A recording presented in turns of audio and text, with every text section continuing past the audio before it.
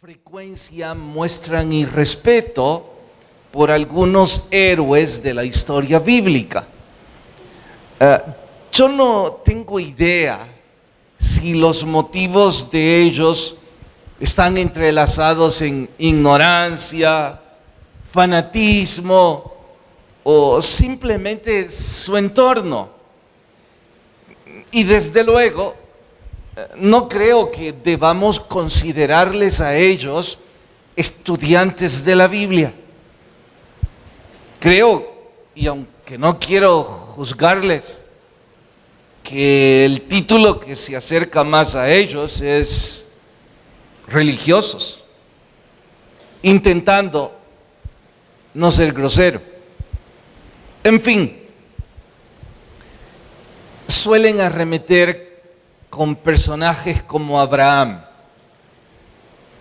Insisten que por su flojera como marido, la guerra entre judíos y árabes hasta hoy.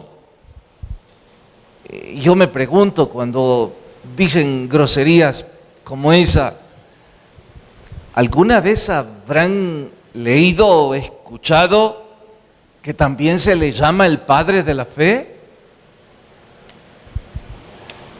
Otro de los preferidos para estos religiosos es David. Insisten en sus graves errores, pero parece nunca leyeron que la Biblia se refiere a él como un hombre conforme al corazón de Dios.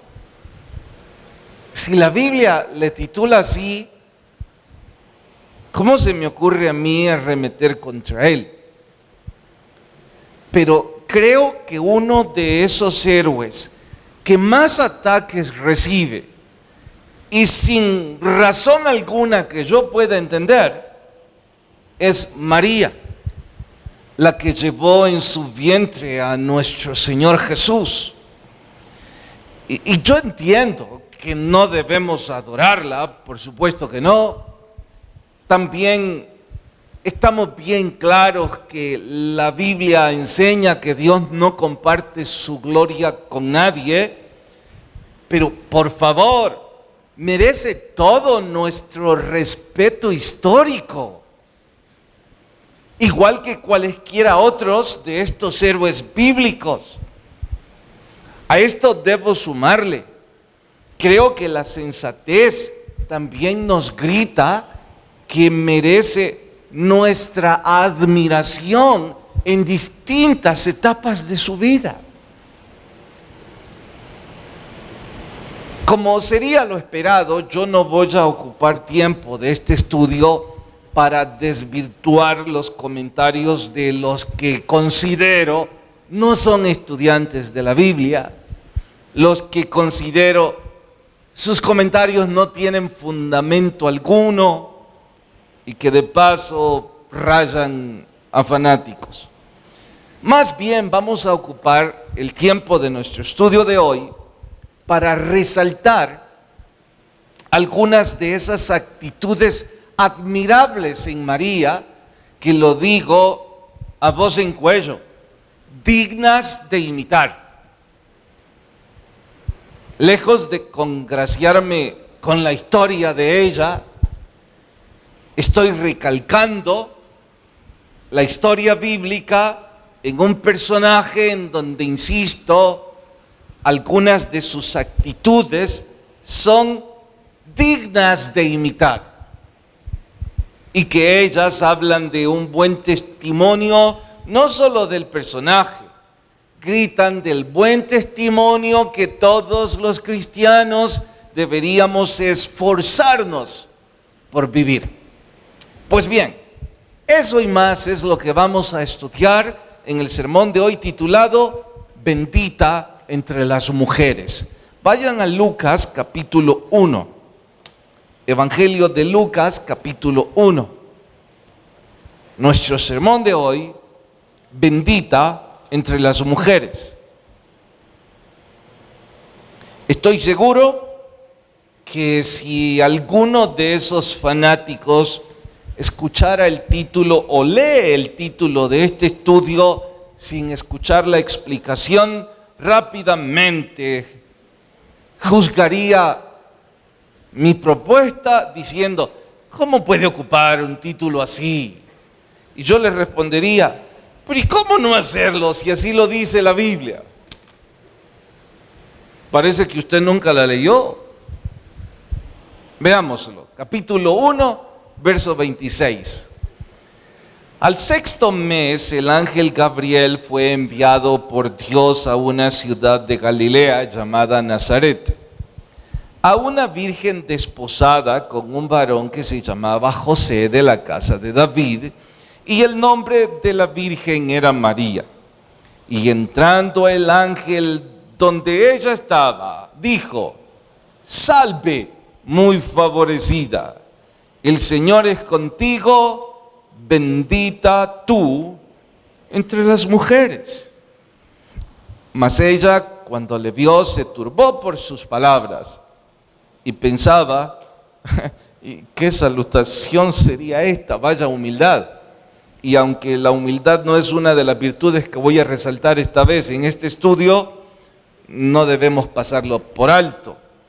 El asombro de ella es porque dice, ¿qué saludo es este? Bendita yo entre las mujeres. Pero bueno, leemos hasta ahí y oramos. Señor, por favor, permíteme ser instrumento de edificación. Que todos crezcamos a través del estudio de tu palabra, que ésta ministre nuestro diario vivir. En Cristo Jesús, amén. Antes de ir a María puntualmente, creo es oportuno hacer notar que esta es la segunda vez que Lucas menciona la aparición de este ángel anunciador. Si Lucas está recalcando, pues mal haría usted y yo como estudiantes en no hacer una pausa y preguntar de quién se trata. Ahora, debo advertirles, no vamos a estudiar angeliología.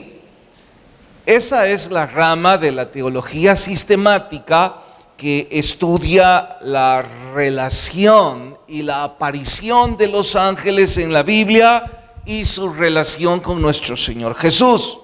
No vamos a hacer eso. No lo haremos porque el Evangelio de Lucas no nos empuja a estudiar esa rama de la teología, solo lo menciona, diría casi superficialmente, no es la mejor palabra, solo debo decir que Lucas no quiere enfatizar la presencia de ese ángel allí para que nosotros nos profundicemos en él, pero sí que sepamos de quién se trata. Por ello, algunos detalles, entre otros, inicio. En la Biblia solo se registran 2 ángeles con nombre propio. Si la tradición, o qué sé yo, cualquier cuento, menciona que hay una larga lista de ángeles con nombres propios, por favor no me pregunte a mí de dónde sacaron dichos nombres. La Biblia registra únicamente 2. Uno de ellos es el arcángel Miguel, que por cierto, ese título nos hace creer que ocupa una posición de autoridad y muy especial dentro de los seres espirituales. El nombre Miguel traducido al español sería ¿quién como Dios? Porque es un nombre propio hebreo. Por eso digo traducido al español, o el significado en español sería ¿quién como Dios? Aparece como uno de los principales príncipes en el libro de Daniel, uno de los profetas mayores. También aparece en la carta de Judas, y cuando revisamos esos textos intentando atar cabos sueltos, todo nos apunta a pensar que si existe algún capitán dentro de las huestes celestiales, sin duda es este. No dije que lo es.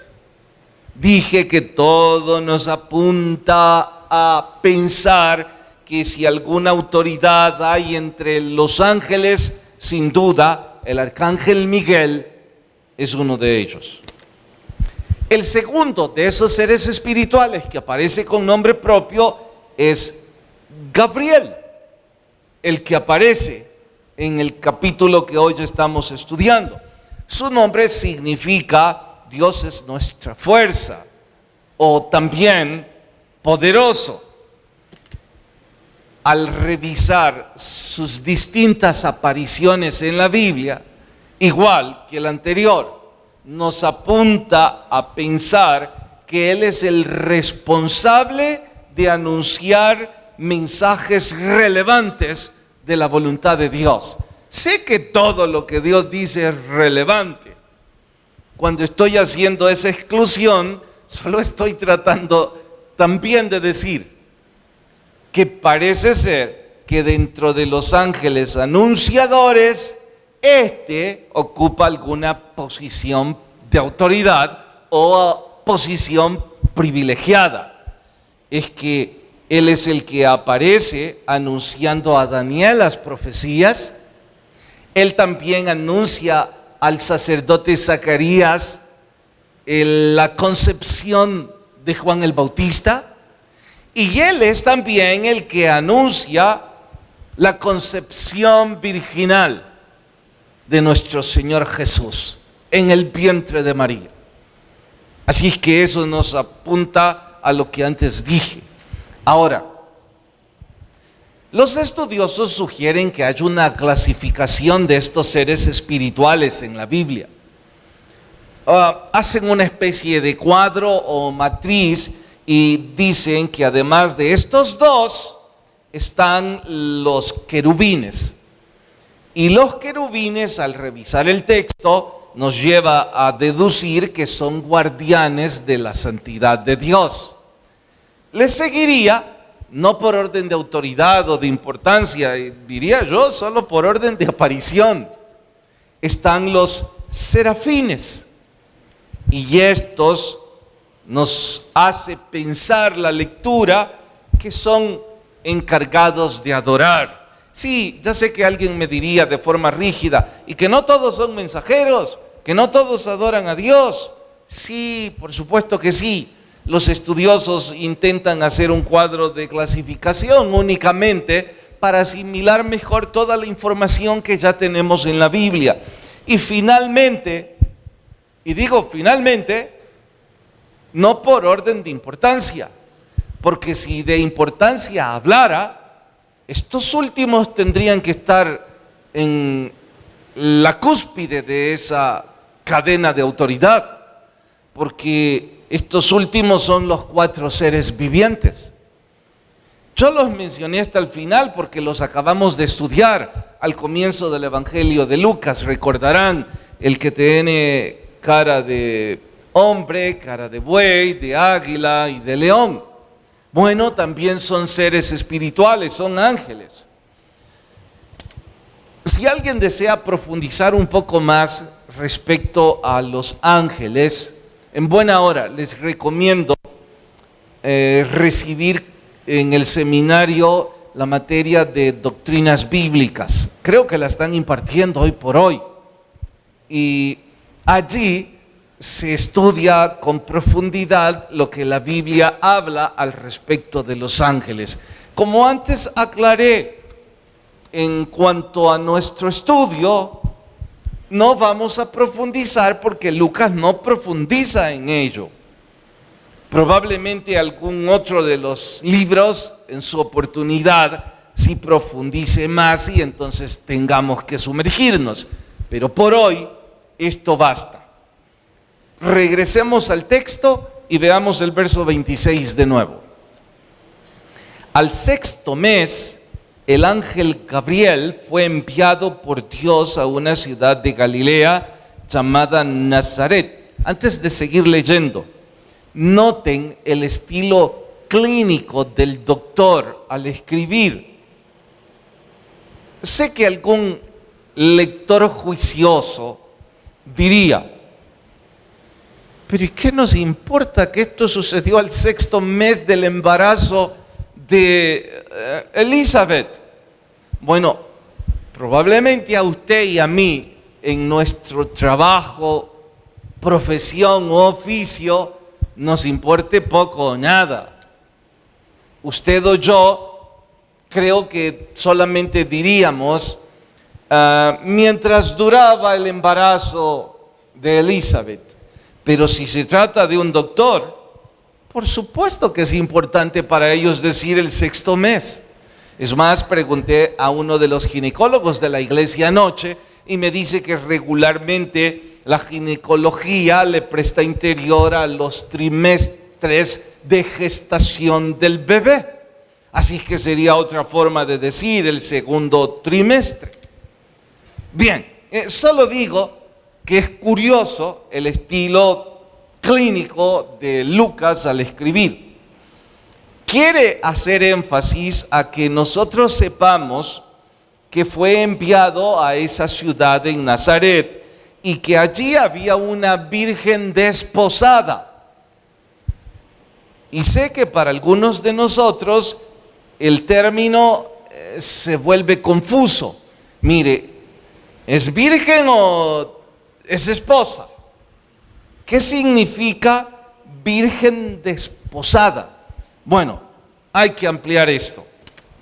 La costumbre en ese entonces era que la ceremonia de compromiso se llamaba desposamiento, desposatorio y cualesquiera conjugaciones más.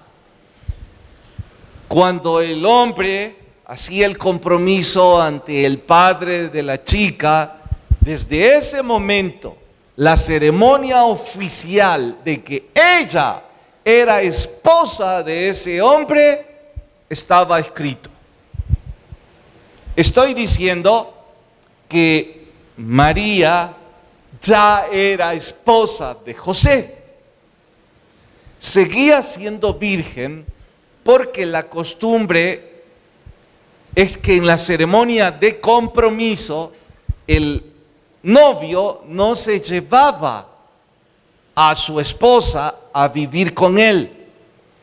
Él tenía que ir, preparar los detalles de la boda, de la consumación de la boda, los detalles, y eso, mientras duraba ese tiempo, ellos no podían tener relaciones sexuales, aun cuando ella ya fuera su esposa. Se requería un proceso legal de divorcio. Si alguien en ese periodo decía, no, yo no quiero más casarme. No, ¿cómo que no quiere? Usted ya está casado. Sé que esto es nuevo para nosotros porque en nuestra cultura la ceremonia de compromiso no reviste la oficialidad que esto reviste.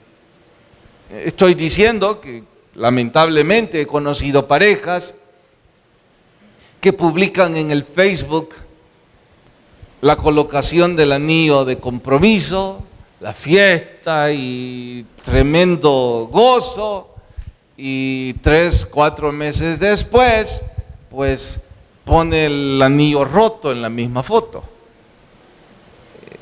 Y la verdad es que a muy pocos nos importaría.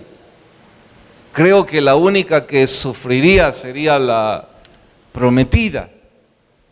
Pero en nuestro contexto social, la ceremonia de compromiso bien puede no suceder, no más como un simple censo.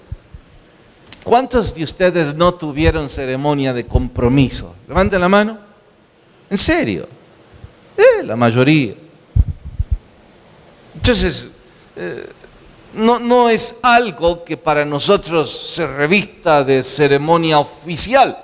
Sí para los hebreos y absolutamente sí para los judíos. Entonces, el doctor dice, hey Teófilo, es importante que sepas que esta chica ya era la esposa de José.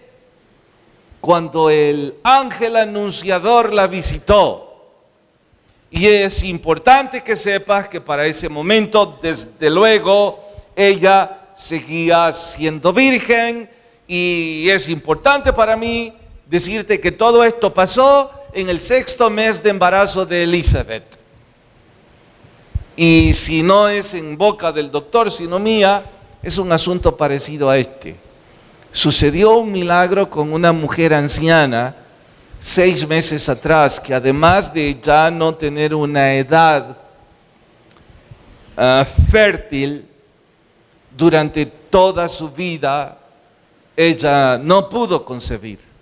Sucedió un milagro.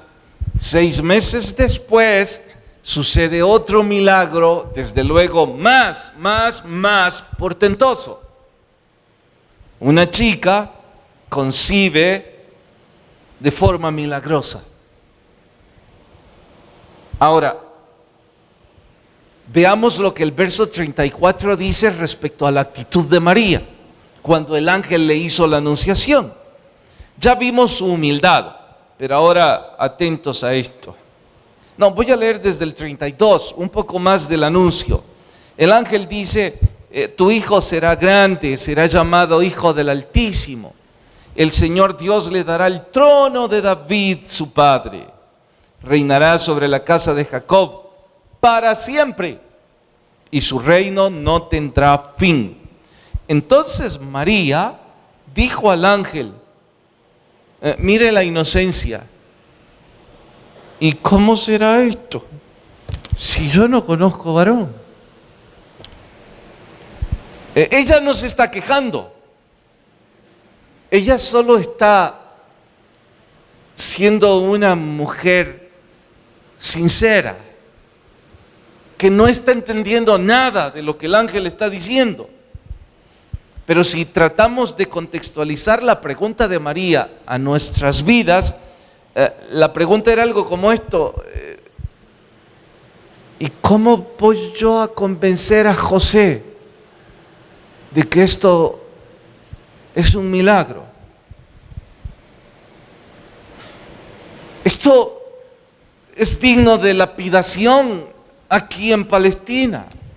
Eso significa que cuando una mujer era descubierta en esta condición, podía morir por apedreamiento. Ella está diciendo, ¿y qué van a decir la familia de José? ¿Qué van a decir mis papás? ¿Y cómo logro yo sobreponerme a todo esto? No entiendo nada.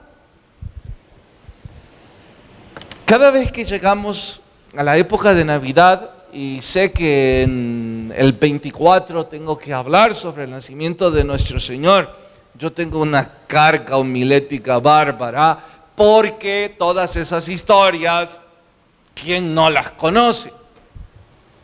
Y yo digo, ¿cómo contar una historia de forma amena, de forma edificante, si lo que puede suceder es que se me olvide un detalle y ellos me corrijan? Ahora voy a leerles un párrafo del libro, se llama Una Navidad en Belén. Ahora tengo otra forma que usar para esa historia, precisamente en el contexto de la pregunta que María hizo. Se los voy a leer porque es bastante largo y además es digno de dramatizar, pero no para un estudio.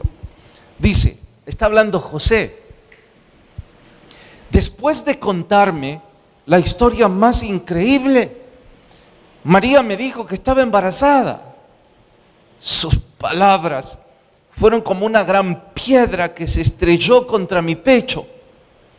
Me senté anonadado mientras ella seguía contándome una historia absurda y casi blasfema de cómo había concebido al Mesías, hablándome del Dios invisible que había procedido de una manera parecida a las pervertidas divinidades de Roma. Una ola de preguntas me inundó la mente. ¿Quién es el papá de ese chico?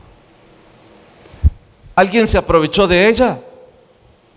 ¿O lo hizo con su consentimiento? ¿Cómo pude equivocarme con alguien que conocía tan bien como María? Es que se volvió loca. ¿Estará enamorada de otro hombre? ¿Es que ya no me ama? ¿Por qué hizo tal cosa? Observé a María al otro lado de la mesa y vi que me miraba con compasión. Esto me indignó. ¿Era tanta su falsedad que pensaba que yo iba a creer lo que me había dicho? O peor aún, era tan grande su hipocresía que fingía sentirse preocupada por la vida que ella había destruido. La habitación donde estábamos comenzó a dar vueltas y sentí que se removía mi estómago. Tuve que salir de allí de inmediato. Casi desprendí la puerta de sus goznes. Me fui corriendo en medio de la noche y no me detuve hasta llegar a las colinas afuera de Nazaret. Caí de rodillas. Estuve varias horas sentado en medio de la oscuridad, recorriendo con la mirada la llanura y el cielo de la noche. Narra un poco más su angustia, su frustración, su desolación. No voy a seguir leyendo porque creo que hasta aquí suficiente para ilustrarles lo que significó en María decir: ¿y cómo va a ser esto si yo no conozco varón? Ahora, al final de esta lectura está la aparición del ángel en los sueños de José, porque humanamente él no iba a poder sobreponerse a eso. Y después reza esto, y esto sí está en la Biblia de forma literal. Mientras él pensaba en esto, he aquí un ángel del Señor se le apareció en sueños y le dijo: José, hijo de David, no temas recibir a María tu mujer, porque lo que se ha sido engendrado en ella es del Espíritu Santo.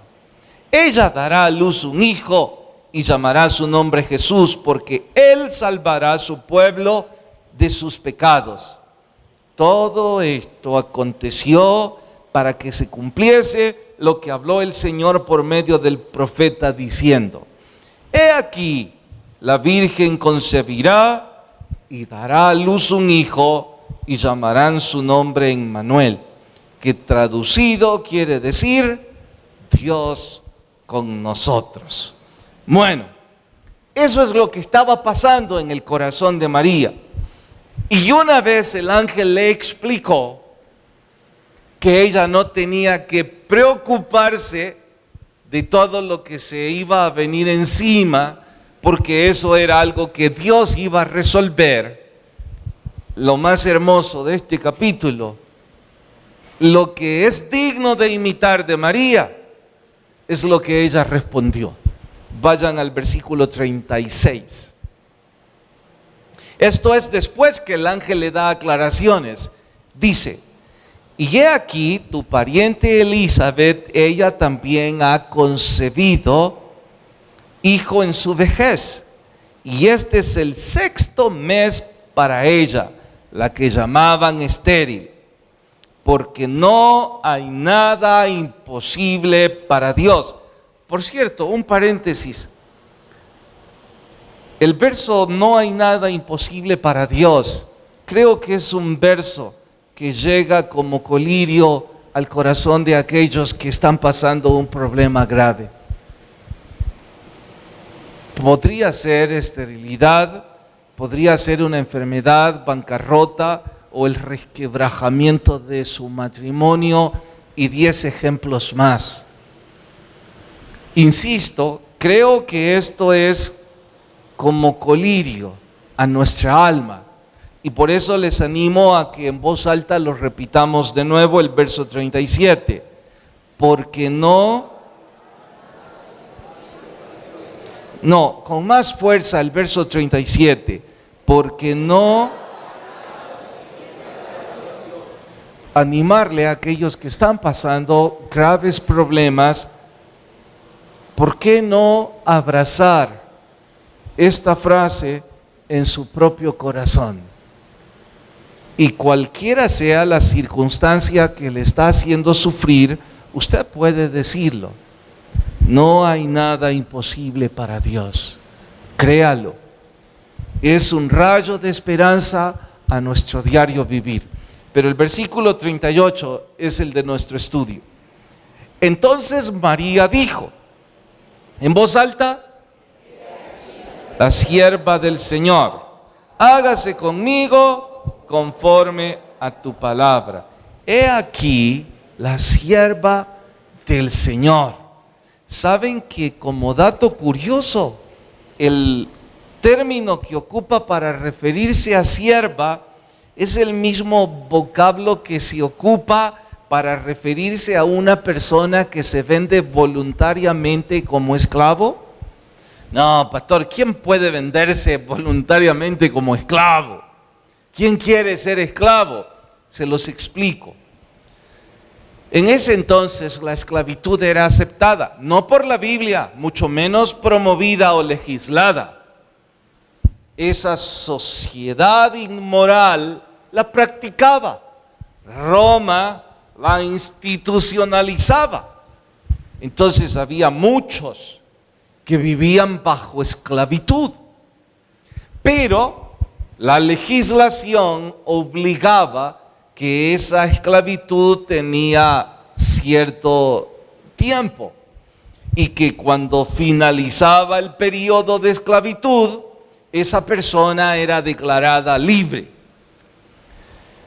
Algunos de los esclavos decidían seguir siendo esclavos porque sus amos los trataban a algunos como empleados, con respeto, y les pagaban bien. Entonces ellos decían, ¿y yo qué hago afuera si mi vida está hecha aquí? Y ellos no abusan de mí, al contrario, me cuidan. Otros no solo los trataban como empleados, los trataban como a familia, les querían. Ellos se sentían amados y entonces ¿para qué largarse? Y otros incluso, y hay varias historias, esclavos que heredaban a su señor, porque su señor era tan buen corazón que finalmente terminaba heredándoles como si fueran hijos. Ellos decidían vivir como esclavos voluntarios. Por cierto, una de las costumbres de esa época era que un esclavo voluntario tenía que horadarse la oreja, ponerse un arete. Esto era la señal pública de que voluntariamente había decidido seguir siendo esclavo. Ese es el vocablo que María ocupa. Ahora dice, bueno, yo no sé cómo voy a hacer esto. No tengo ni la remota idea de cómo explicarle a José que ahora yo estoy embarazada. No sé cómo él va a tomarlo cuando le diga que un ángel me visitó y que el bebé que llevo en mi vientre es el Mesías príncipe. Me tildará como una blasfema. No sé cómo hacer esto, pero no importa. He aquí una esclava voluntaria del Señor. Hágase en mí como Él quiere que se haga. Chuck Swindoll, en la biografía de Jesús, dice que la frase que María ocupó es: con gozo, voluntariamente, serviré como esclava a lo que el Señor quiera hacer en mí. Y eso está diciendo de que había un sacrificio. María tenía que obedecer y esa obediencia implicaba un sacrificio. Ya les dije, sobreponerse a todo ese drama, especialmente en una mujer tan joven. La Biblia no dice cuántos años debió tener María, pero la costumbre es que empezaban a casarse desde los 13. Lo que sí es seguro es que no tenía más de 20, creo. Y aún si hubiese tenido 20, seguía siendo una niña. Y responder con ese gozo, con ese amor y decir: estoy dispuesta a cualquier sacrificio, con gozo, voluntario, obedeceré. Vaya que es digno de imitar. Vaya que contrasta con la actitud de algunos de los presentes. Yo no me atrevería nunca a bajarme del púlpito y preguntarle por nombre lo que le voy a preguntar a muchos de ustedes aquí esta noche. Desde el púlpito puedo hacerlo porque no conozco su nombre y usted no se sentirá ofendido por mi pregunta. No es que yo no quiera ofender a nadie. Es que usted tendría razón si me dice: ¿y quién le ha puesto a usted para controlar o fiscalizar mi vida? Y yo respondería: a nadie. Y me disculparía, pero desde el púlpito no me puedo disculpar porque es una pregunta genérica. La pregunta genérica es: ¿qué responde usted que no tiene un ministerio sistemático sirviendo a Dios? Porque ella respondió al llamado de Dios. He aquí la esclava voluntaria con gozo. No me diga usted que usted no ha recibido un llamamiento de parte del Espíritu Santo. Está bien que me digan eso los que vienen únicamente por el fútbol. Ustedes es cuenta aparte. Pero todos los demás, estoy convencido que usted tiene un llamado de Dios. Que usted hace caso omiso y le importa poco, ese es otro asunto. Entonces, haga cuenta y caso que acabo de bajar como un enviado del Señor del púlpito y que por nombre le estoy preguntando: ¿qué vas a hacer con el llamado que Dios te está haciendo? ¿No te preocupa en nada cómo Dios puede sentirse de tu desprecio y tu rechazo? ¿No te preocupa que sí tienes tiempo y dinero para invertir en los placeres de la vida, pero no tienes ni tiempo ni dinero para obedecer a Dios y servirlo? Y no te preocupa en lo más mínimo. Peor aún, se te ocurre creer que eres hijo de Dios o hija de Dios. ¿Qué responderíamos a ese ángel? Les dije al principio, lejos de unirnos a los fanáticos que dicen cosas que no deberían y que no son bíblicas, vamos a tomar actitudes que son admirables de ella para preguntarnos si usted y yo las practicamos.